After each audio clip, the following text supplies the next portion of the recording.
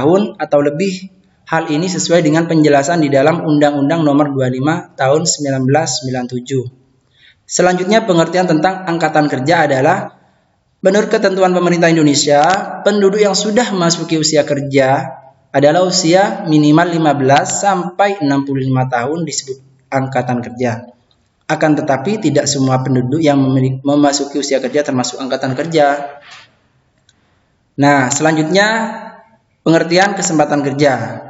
Kesempatan kerja atau yang disebut juga demand of labor adalah sebuah keadaan yang menggambarkan ketersediaan pekerjaan atau lapangan kerja untuk diisi oleh para pencari kerja. Nah, pada kali ini saya akan menjelaskan faktor-faktor yang mempengaruhi kesempatan kerja itu sendiri. Yang pertama, pertumbuhan penduduk. Kualitas pertumbuhan penduduk suatu negara akan dipengaruhi oleh tingginya angka pertumbuhan penduduk. Jadi, semakin tinggi suatu pertumbuhan penduduk, maka akan mengakibatkan rendahnya tingkat kesempatan kerja. Yang kedua, tingkat upah atau gaji. Kenaikan tingkat upah atau gaji yang tidak disamakan dengan jumlah produksi akan mengakibatkan suatu perusahaan akan mengurangi jumlah karyawannya. Nah, yang ketiga adalah kondisi perekonomian suatu daerah. Tingginya tingkat perekonomian suatu daerah mencerminkan kegiatan produksi yang tinggi.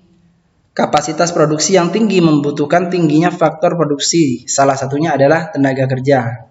Nah, yang keempat adalah kualitas atau produktivitas sumber daya manusia.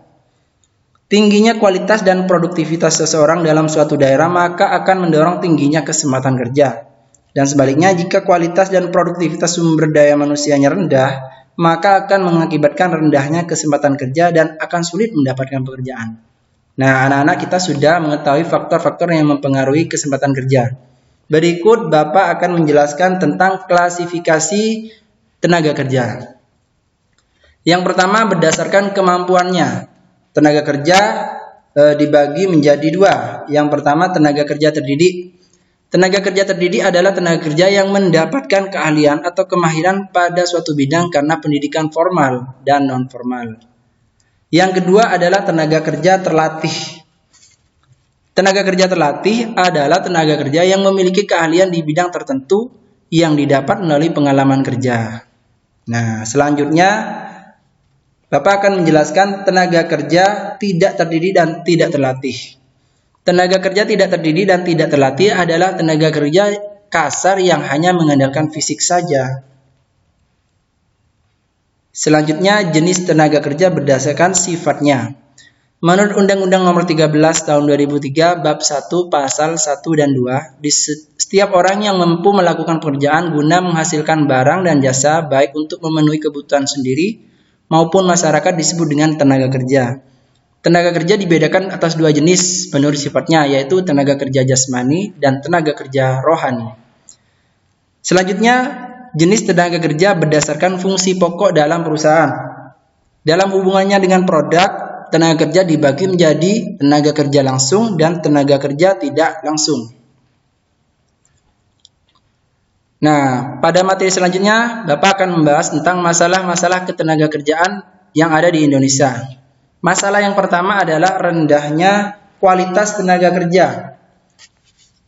Rendahnya tingkat pendidikan Angkatan Kerja Indonesia merupakan salah satu faktor dari beberapa faktor yang mempengaruhi terhadap rendahnya mutu tenaga kerja Indonesia. Rendahnya tingkat pendidikan menyebabkan penguasaan akan ilmu teknologi dan ilmu lainnya, penguasaan ilmu pengetahuan dan teknologi menyebabkan rendahnya produktivitas kerja. Nah, selanjutnya jumlah angkatan kerja yang tidak sebanding dengan kesempatan kerja. Pertumbuhan angkatan kerja di Indonesia tidak diimbangi dengan pertumbuhan lowongan kerja. Hal ini menyebabkan terjadinya pengangguran. Selanjutnya C. Persebaran tenaga kerja yang tidak merata. Sebagian besar tenaga kerja di Indonesia berada di Pulau Jawa, sementara di daerah lain masih kekurangan tenaga kerja, terutama untuk sektor pertanian, perkebunan, dan kehutanan. Dengan demikian di Pulau Jawa banyak terjadi pengangguran. Sementara di daerah lain masih banyak sumber daya alam yang belum dikelola dengan maksimal. Selanjutnya, permasalahan tenaga kerja di Indonesia yang sangat familiar adalah pengangguran. Terjadinya krisis ekonomi di Indonesia banyak mengakibatkan industri di Indonesia mengalami gulung tikar yang mengakibatkan banyak tenaga kerja yang berhenti bekerja. Selain itu, banyaknya perusahaan yang gulung tikar mengakibatkan semakin sempitnya lapangan kerja yang ada. Di sisi lain, jumlah angkatan kerja terus meningkat. Dengan demikian, pengangguran akan semakin banyak. Nah, Bapak telah menjelaskan masalah-masalah ketenaga kerjaan yang ada di Indonesia. Selanjutnya, Bapak akan membahas tentang upaya yang dilakukan untuk meningkatkan kualitas tenaga kerja. Ada beberapa pihak yang bertanggung jawab untuk meningkatkan kualitas tenaga kerja yang ada di Indonesia. Yang pertama, pemerintah.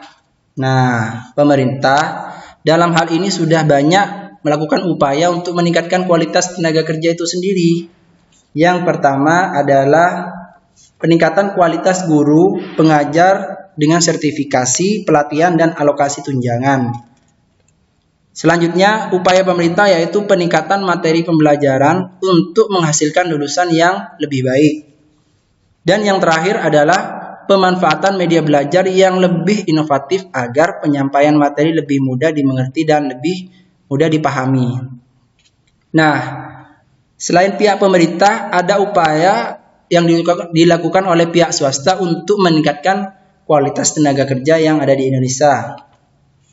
Adapun upaya yang pertama adalah membuka kesempatan magang. Magang diperlukan untuk memberikan pengenalan kepada orang dan halayak luas. Selain itu, dengan bekerja sama dengan lembaga pendidikan dan menjadikan perusahaan sebuah tempat latihan, menciptakan tenaga kerja yang siap pada waktunya. Selanjutnya, meningkatkan pemberian gizi dan kualitas kesehatan. Jika tenaga kerja terpenuhi gizi dan kesehatannya, maka mereka bisa bekerja dengan lebih produktif.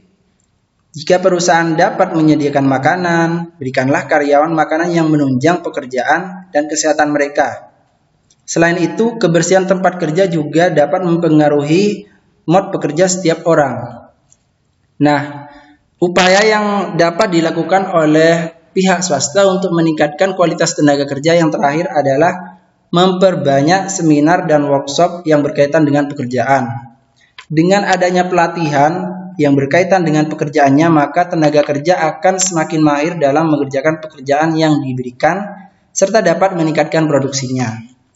Nah, anak-anak, pada pertemuan kali ini mungkin dicukupkan sampai di sini dulu. Meskipun kita masih berada dalam kondisi pandemi, tapi jangan sampai pandemi ini membuat kalian malas ya. Tetap semangat dalam menambah wawasan dan keahlian kalian baru, dan tetap jaga kesehatan kalian, patuhi protokol kesehatan.